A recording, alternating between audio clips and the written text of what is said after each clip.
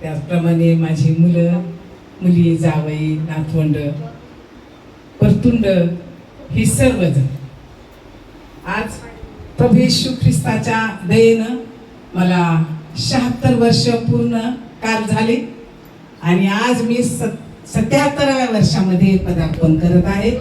आणि विशेष म्हणजे कालचा दिवस माझ्या 76व्या दिवसाचा शेवटचा दिवस होता आणि सोलापूरवरून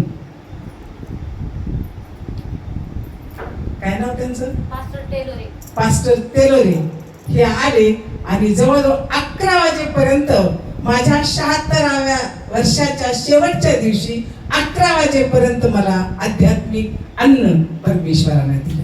परमेश्वराच्या नावाला हाताने सदा सर्व करास. मी 3 गोष्टी आपल्याला सांगत बोर झालात का? नाही. 3 गोष्टी मी आपल्याला सांगत आहे की इकडे बाळा इकडे हे लहान लेकरू आहे ना. ह्या लहान लेकराला नवरा याचा काय अर्थ काही समजतो का? त्या बाळाला मी या वयाची असताना आज ह्या गोष्टी मी आपल्या सर्वांना सांगते. मी या वयाची असताना मी प्रभूजवळ प्रार्थना करत होते रोज की देव बाप्पा मला नाका डोळ्यावाला नवरा देऊ नकोस, मला रंगरूपावाला नवरा देऊ नकोस, परंतु मला बुद्धी ज्ञानावाला नवरा तू दे. काय कळतं या बाळाला? आणि परमेश्वरानं माझी ती बाळपणची प्रार्थना ऐकली आणि मला खरंच बुद्धी ज्ञानावाला नवरा परमेश्वरानं दिला. की ज्या माझ्या पतीनं एक संस्था स्थापन केली, त्या संस्थेअंतर्गत सुंदरसं खरपुडी या ठिकाणी मंदिर बांधण्यात आलं. मूर्ती या ठिकाणी सतत निरंतर शिक्षण केंद्र सुरू केलेले.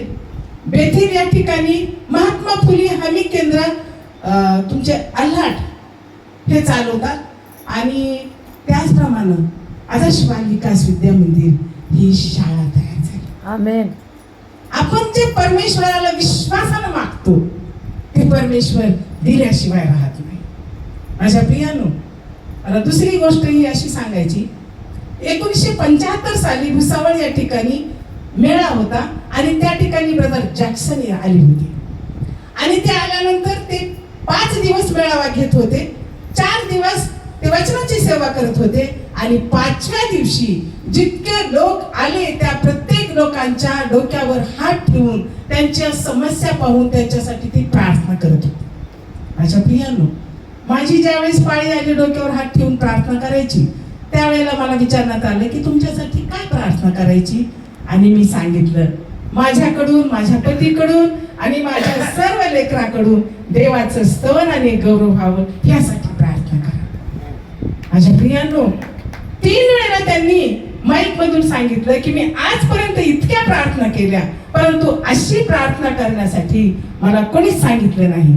आणि त्यांची विश्वासाची प्रार्थना आणि माझा विश्वास प्रभूनं पाहिला आणि आज माझी 7 लेकरं आज देवाच्या सेवेमध्ये तयार आहेत. आमेन. आपली नोकरी करून ते देवाची सेवा करत आहेत आणि माझ्या 2 सुना देवाचं गौरव करत आहेत. मोठी सून माझ्या मुलासोबत या ठिकाणी देवाची सेवा करते आणि लहान सून औरंगाबाद या ठिकाणी देवाची सेवा करते. माझ्या प्रियांनो, तिसरी गोष्ट मी तुम्हाला सांगते.